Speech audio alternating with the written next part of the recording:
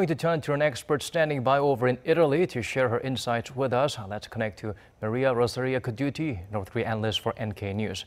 Thank you so much for making time for us. Hi, thank you for having me. It's a pleasure. Well, the statement made by the two leaders, what kind of agreements were you hoping to see, and would you say you're satisfied with the outcome today? To be honest, I have to say that I'm very satisfied with this agreement. And I think that this second day of summit has had a very good outcome because it has created the right mood for next step to be taken. And it has shown that Kim Jong-un is really committed to work on the improvement of inter-Korea relations and on denuclearization. And in this, Moon Jae-in has played a big role.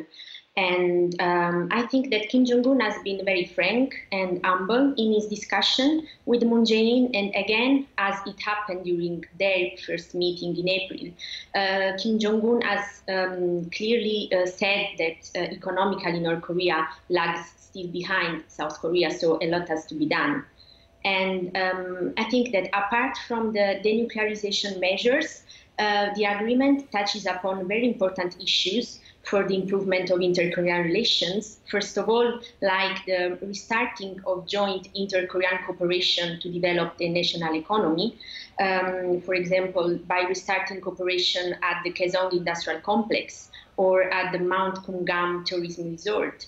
And I think that very important are also the measures to strengthen the humanitarian cooperation between two Koreas to solve the issues of separated families, because the two Koreas have agreed to open a permanent reunion center and to have regular phone calls and letter exchanges between the members of the separate families.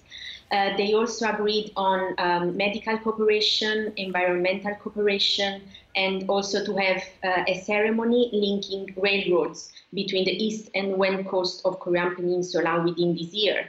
And they also agreed on filed a bid to co-host the Summer Olympic in 2032. So I think that we have to appreciate this agreement because it represents an important step in the right direction. And also Kim Jong-un is showing to the world that he's kind of normal leader of a normal country. So I think that we have to be positive about this summit so far. Right, changing perceptions of the rest of the world. Now, the denuclearization and reducing military tensions were some of the core agendas for the summit. What do you think of the results on these fronts?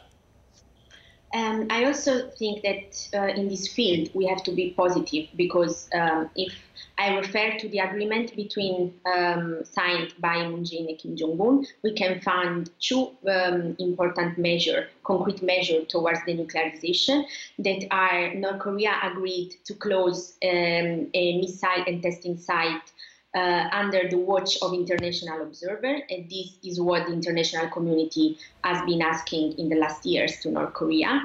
And there is also the possibility to permanent dismantle of a permanent dismantlement of the Yongbyon nuclear facilities, and this is also very important. So I think that again, Kim Jong-un is trying to show to the world that he's serious about his intentions, and now he will wait for the United States to reciprocate those actions. And about the military agreement signed by the South Korea defense minister and his North Korean counterpart, I also think that is very important because we can find some military tension reduction measures, like to set up maritime, air, and ground buffer zones in front line to decrease tensions.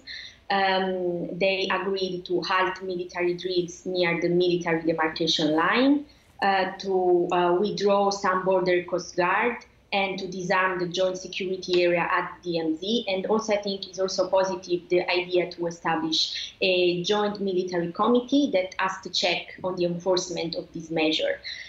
So I think that military confidence building measures are very needed to decrease tensions and to work for make the Korean Peninsula a safer place than now without war. And I think that two Koreas with this agreement have agreed to cease all the hostile acts between each other and to preclude the use of force, to avoid the use of force in any circumstances. And also I think that the establishment of military communication day by day, they can communicate, is very important because this can help in avoid the risk of miscalculation or misunderstanding that can easily lead to war. So I think that we have to consider also this agreement as a big step.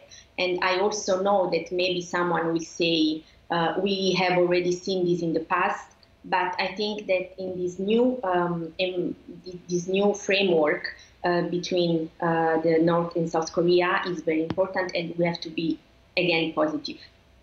Right. We are sure many people who are watching are with you in terms of viewing the summit in a very positive light. Well, thank you, Maria Rosaria Coduti from NK News. Thank you so much for your time and sharing with us your insights. We appreciate it. Thank you very much.